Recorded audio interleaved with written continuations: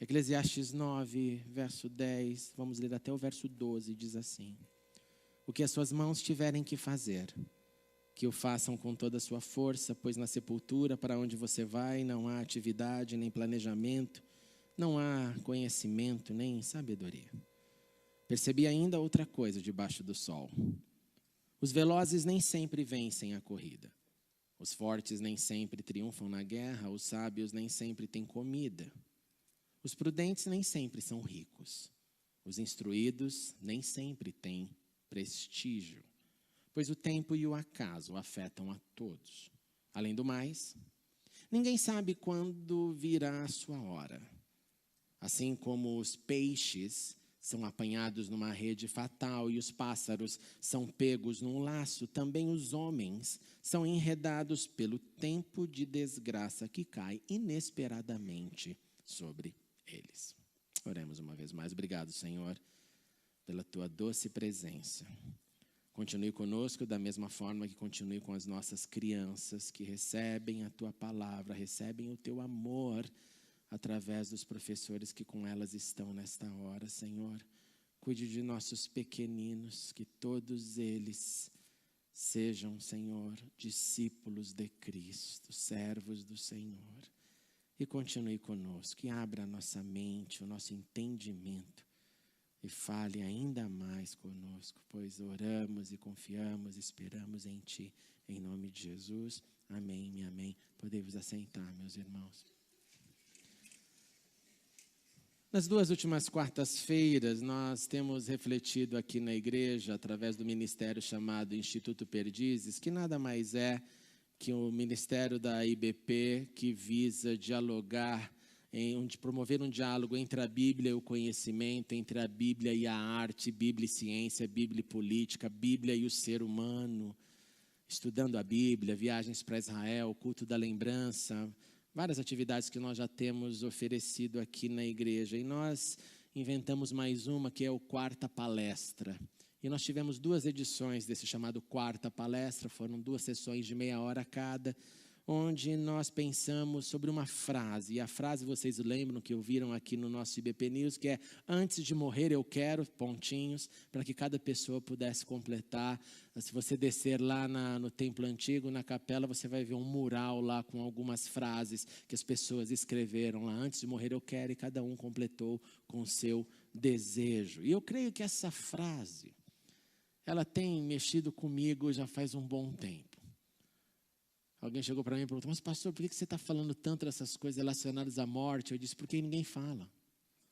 Ninguém fala. Eu recebi uma mensagem dizendo assim: eu sou batista há não sei quantos anos e nunca ouvi falar sobre esse tema. Eu achei, poxa, estranho isso. Estranho não pensar no que a gente faz com a vida, já que nós sabemos que a eternidade pertence a Cristo e que eu sou dele. Mas por que a gente não para pensar nisso? Então eu te convido nessa noite a pensar sobre, número 1, a sua vida e as responsabilidades que você tem diante da sua vida. Eu te convido a pensar também nas variáveis que influenciaram lá no seu passado, que influenciam você hoje e que podem afetar não só o seu presente, mas o seu futuro. E eu te convido também a pensar, a abrir seu coração para refletir sobre a fragilidade da nossa vida. Como essa semana, várias pessoas da igreja ficaram doentes, alguma gripe, mas não tão séria, como a Cecília, que está mal, mas nada tão grave, mas como outros que estão nesse exato momento internado sem saber o que faz, sem saber para onde vai, aqueles momentos ruins que o médico não sabe o que fazer, não detectou nada, e é horrível quando acontece isso, porque a pessoa fica sem rumo, e por isso que nós temos clamado pelos nossos irmãos. Mas por que eu quero pensar em tudo isso? Na responsabilidade da vida, nas variáveis e na fragilidade? Porque eu acho que nós temos uma grande inspiração sobre esse tema. E a grande inspiração que temos sobre esse tema é Jesus. Se você pensar, Jesus tinha uma agenda que ele perseguiu durante a sua vida. Se você perguntasse para Jesus: Jesus, o que você veio fazer aqui antes da sua morte? Ele te diria que ele teria que crescer, aprender a profissão do seu pai, viver, chegar até ali aos seus 30 anos, quando era reconhecido como adulto, e então chegar na sociedade e manifestar o seu poder. Então ele começou a sua vida aprendendo, como qualquer criança, como qualquer adolescente, como qualquer jovem, como qualquer adulto, e esperou. Jesus começou a sua vida com algo que nós não gostamos, que é a espera. Se eu e você aqui não somos o Filho encarnado de Deus, temos problema com espera, você já imaginou Jesus tendo que esperar? Esperar para o momento da revelação do seu poder? É como se você estivesse contido num recipiente que não permitisse você se manifestar, você extrapolar. Espere. E eu acredito por isso que a Bíblia diz que Jesus teve que aprender a obediência. Ele não pode abusar da sua autoridade. Você também vai se lembrar que quando Jesus se encontra com Satanás lá no deserto, qual é uma das afrontas? É abuse da sua autoridade. Transforme isso em pão, se lance daqui, abuse. E Jesus, de maneira nenhuma. Mesmo com fome, eu não vou fazer o pão, não vou abusar, não vou te adorar, não vou me prostrar. Não, eu espero o momento da revelação que Deus tem para mim diante da terra. Então, antes de morrer, ele tem uma agenda inicialmente de espera, depois de espera de execução, quando ele chama os seus discípulos, quando ele tem o seu ministério, e ele começa, então, naqueles 3 anos, a executar os seus planos. E ele executa até o meio? Não, ele executa até o final. E durante a execução desses 3 anos extremamente intensos, ele sofreu várias e várias variáveis. Ele sofreu gente que falava que nunca ia largá-lo, que largou, que gente que ia estar com ele até o fim, que não negaria, que negou 3 vezes. Ele sofreu variáveis de gente que o traiu exatamente e partiu e foi embora. Ele teve encontros com pessoas que ele falou, venha e me siga. E a pessoa fala, não, eu tenho outros compromissos, não posso te seguir. Você imagine isso, falar isso para o Filho de Deus. Ele teve então variáveis na sua vida que ocorreram e ele enfrentou, mas ele não brecou a sua agenda por causa das variáveis. E ele foi até o final. E ele concluiu essa etapa. E a conclusão dessa etapa foi chegar à morte, morte de cruz, morte como inocente, julgado, sofreu, mas ressuscitou. E quando ressuscita, a agenda entra na fase 2, que agora eu reapareço. Agora eu digo para ele, sim, eu estou vivo, sim, eu venci a morte, sim, eu sou tudo aquilo que disse que era. E ele faz as suas aparições por 40 dias e depois ele sobe e entra no 3º estágio da sua agenda. E o 3º estágio é agora. Agora eu vou ao meu Pai, à direita do Deus Pai, estar à direita de Deus, e eu vou para preparar-vos lugar. E não acaba a agenda por aí. Ele tem ainda uma última missão, e a última missão é voltar à terra. É voltar à terra, vir ao nosso encontro, ter o seu triunfo final, como nós cantamos, e então todo joelho se dobrará, toda língua confessará que Jesus é o Senhor, e finalmente teremos o reino de Deus. Aí acaba a agenda, não, mas daí para frente a gente não sabe de nada, não temos ideia o que Ele tem preparado para aqueles que o amam, mas tem uma agenda. Então, para mim, pensar na vida, no que eu faço, pensar nas variáveis da vida e pensar nas fragilidades dela é simplesmente seguir o mestre. Não é algo que eu tenho que pensar nesse mundo para que eu tenha o meu sucesso, para que eu adquira as coisas que eu desejo adquirir, para que eu aproveite meus dias somente. Não, para mim é seguir o mestre. É por isso que eu acho que é importante nós, como igreja, pensar sobre isso. Então vamos começar pela nossa vida, pela nossa habilidade, por aquilo que eu fiz, por aquilo que eu trago na memória, por aquilo que é o meu currículo, por aquilo que eu olho e me traz boas lembranças, boas realizações, aquilo que eu executei, que foi difícil ou que foi fácil, mas que eu fiz e que eu falo, bendito seja Deus porque eu fiz isso.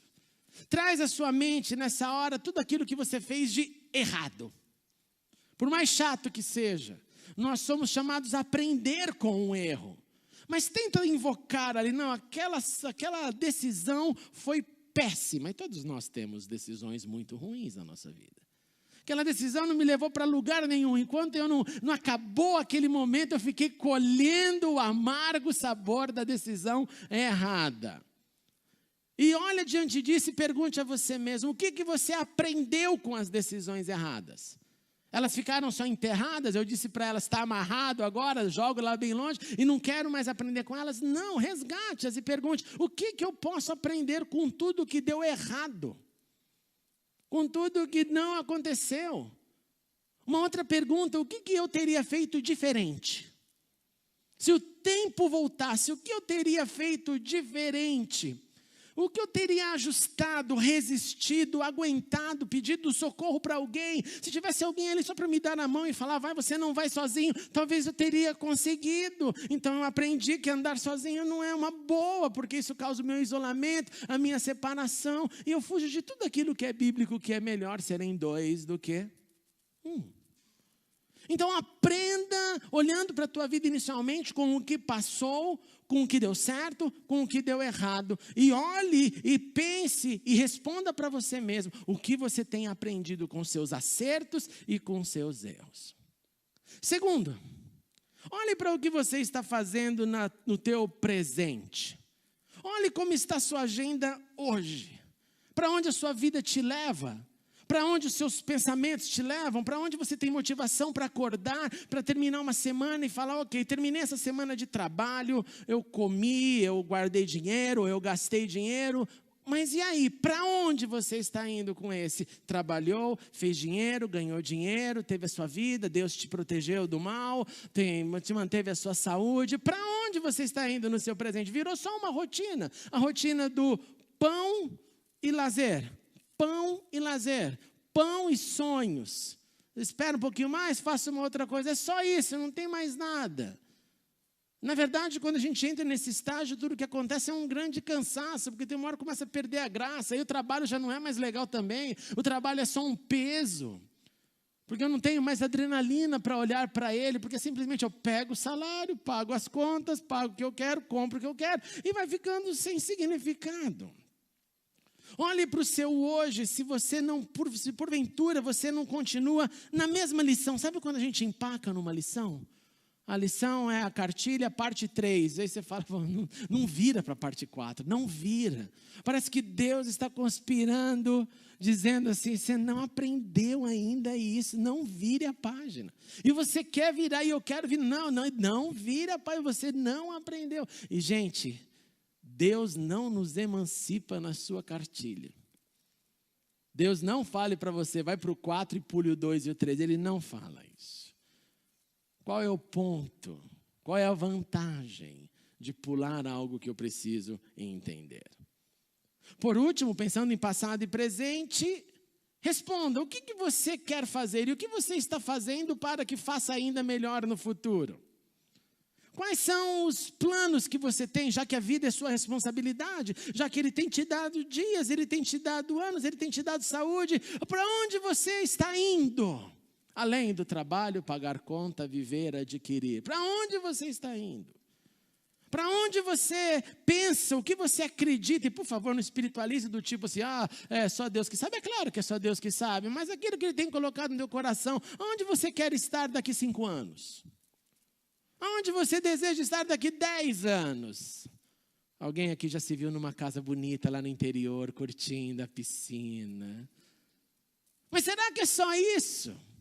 Aonde eu quero viver a minha vida? Qual é a rota?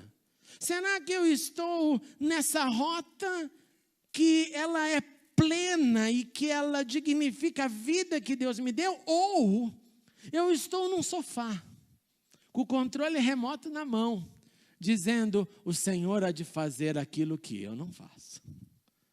É quando você e eu esperamos cair do céu. Não vai acontecer, vai acontecer. Nós conversamos com pessoas assim o tempo inteiro. É um otimismo quase que doente.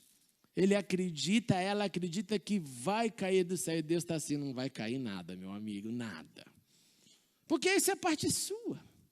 Isso não é parte minha. Deus faz aquilo que eu não posso fazer.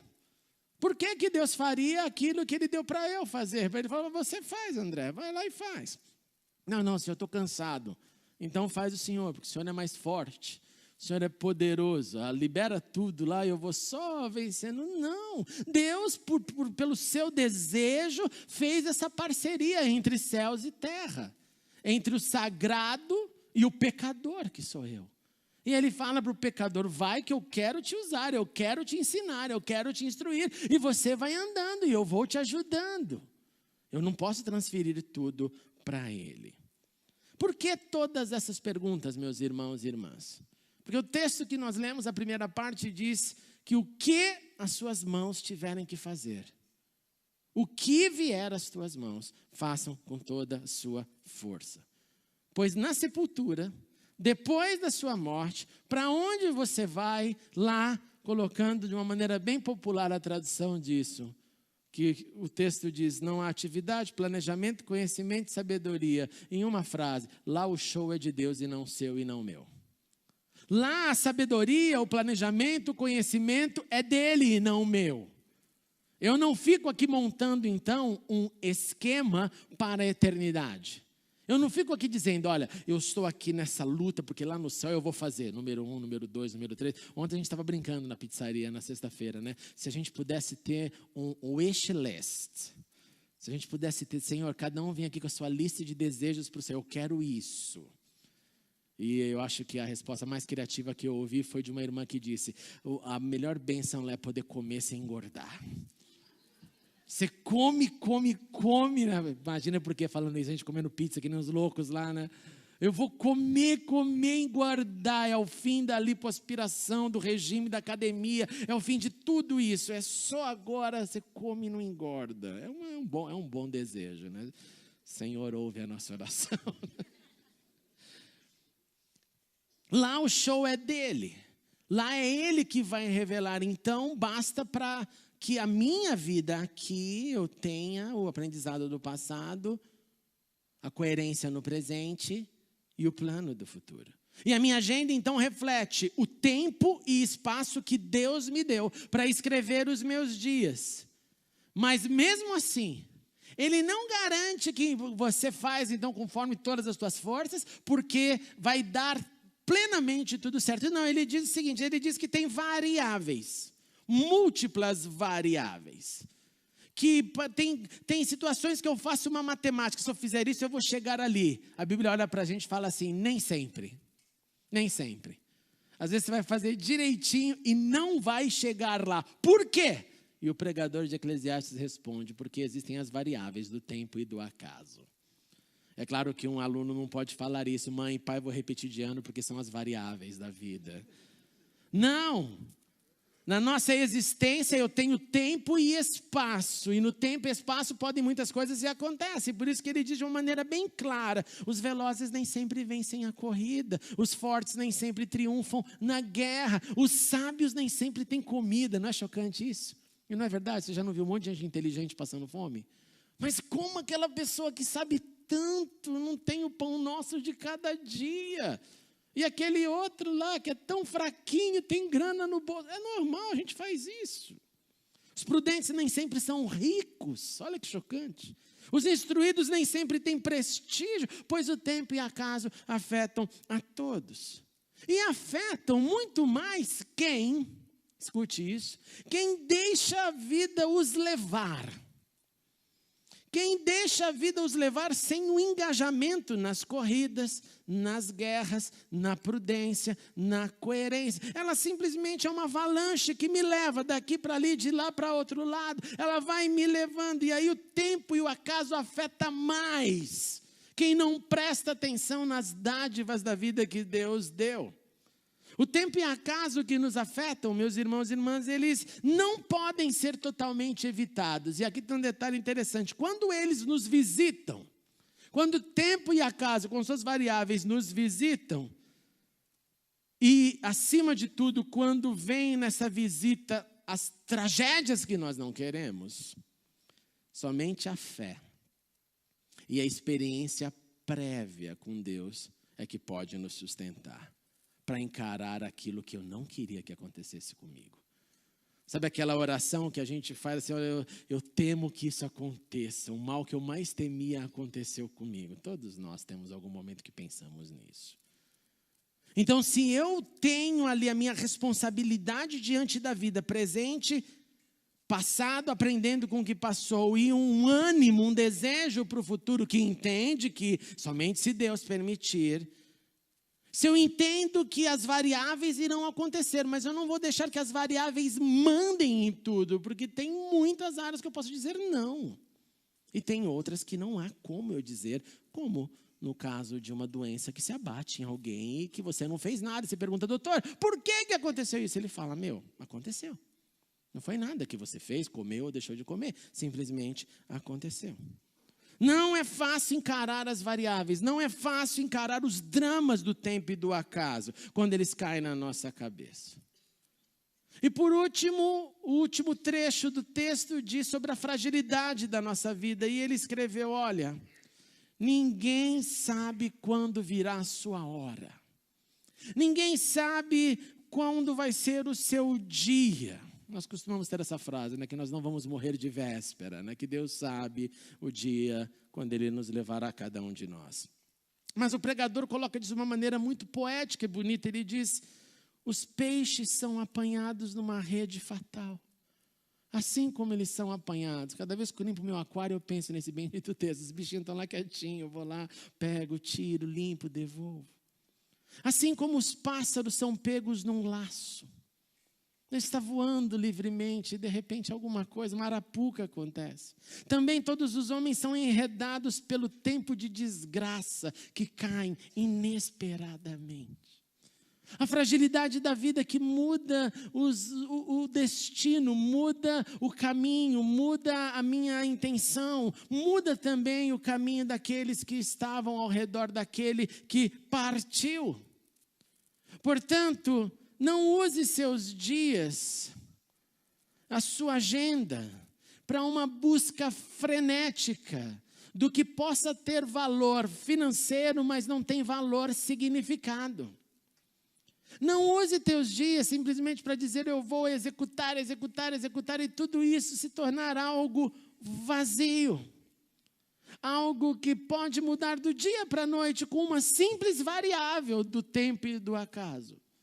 Não use todas as tuas forças para simplesmente escrever aquilo que não há um eco diante de tudo aquilo que Cristo fez por nós. Diante do que eu posso viver hoje, posso não acordar amanhã. Jesus contou uma parábola dizendo que a terra abençoou um homem. E este homem rico produziu muito. Ele foi abençoado pelas variáveis do clima. Qualquer agricultor pede a todos os seus santos para que chova, que o sol seja na medida, que tenha tudo o que a sua plantação exige. Jesus disse, este homem teve isso. A terra foi abençoada e a terra produziu muito. E produziu tanto que ele não tinha mais aonde armazenar tudo que ele plantou. E ele então tem a ideia, eu vou agora construir mais celeiros. Eu vou ampliar, porque olhem só as minhas conquistas. E depois que eu fizer isso, depois que eu tiver então dobrado meu patrimônio, depois que eu estiver ali olhando toda a riqueza que a terra, que as variáveis me permitiram, que o meu suor permitiu, porque eu trabalhei com as minhas mãos. Na agricultura, então, se você não trabalhar muito, você não colhe nada. E aí, quando você fica esperando a apoteose do que ele vai fazer, como resultado do trabalho das suas mãos, das variáveis e da vida, ele não está para morrer, ele está saudável, ele conclui, aí eu vou descansar, eu vou comer, eu vou beber e eu vou me alegrar. É o plano. O plano é ver a riqueza nos celeiros para descansar, comer, beber e se alegrar. E aí Jesus continua, olha, mas aí quando chegou nessa hora, vem uma pergunta. Essa noite pedirão a sua alma, como cantávamos. Essa noite a sua vida será exigida. E quem vai ficar com o que você preparou? Ele se esqueceu da fragilidade da vida. Ele se esqueceu que é muito mais do que isso. E Jesus conclui, assim acontece com quem guarda riquezas para si, mas não é rico para com Deus. Portanto, eu lhes digo, não se preocupem com as suas próprias vidas. O que significa que você não deve fazer nada? Claro que não, mas não viva somente para isso. Não viva somente para a roupa. Não viva somente para o que você quer comer. E Jesus desce nisso, olhe para os corvos, olhe para os pássaros, olhe para os lírios, eu dou aos pássaros, eu dou às flores, certamente eu dou a você. Mas não faça da sua vida uma apoteose, não, agora então eu entendi, tudo que vem na minha mão eu acordo, vou trabalhar, que nem louco, Não busque ansiosamente o que hão de beber, comer, não se preocupem, pois o mundo pagão é que corre atrás dessas coisas, disse Jesus. Mas o Pai sabe do que vocês precisam. E ele termina, busquem, pois, o reino de Deus, e essas coisas lhes serão acrescentadas. O meu convite para você, a minha oração, a minha motivação é, número 1, olhe para a sua agenda. Olhe para tudo que Deus tem colocado em suas mãos e haja assim com força, haja com sabedoria. Honre a Deus em todas as oportunidades. Sim. Olhe para o seu presente. Olhe para tudo que Deus permitiu que, escute isso, saísse de suas mãos. Olhe para aquilo que desapareceu, que você tinha. Olhe para tudo que você perdeu. Olhe para tudo que foi afetado pelas variáveis do tempo e do acaso. Olhe para isso também e diga: Senhor, me ajude. Me ajude agora a canalizar as minhas forças para aquilo que tenha significado. Senhor, me ajude a discernir com o que tenho e com o que não tenho mais, com o que tive e com o que eu quero possuir. Mas, Senhor, dirija os meus passos, que a minha força seja aplicada naquilo que seja resplandecente do significado do Senhor na minha vida. Se porventura as variáveis da vida nessa noite te causam tristeza, se você está colhendo situações do passado, eu quero te dizer uma coisa com muito temor no coração. O Senhor contempla a nossa dor. O Senhor contempla os dramas que vivemos. A grande verdade é que o Senhor se interessa mais por você do que você por Ele. O Senhor se interessa mais por nós do que nós o queremos.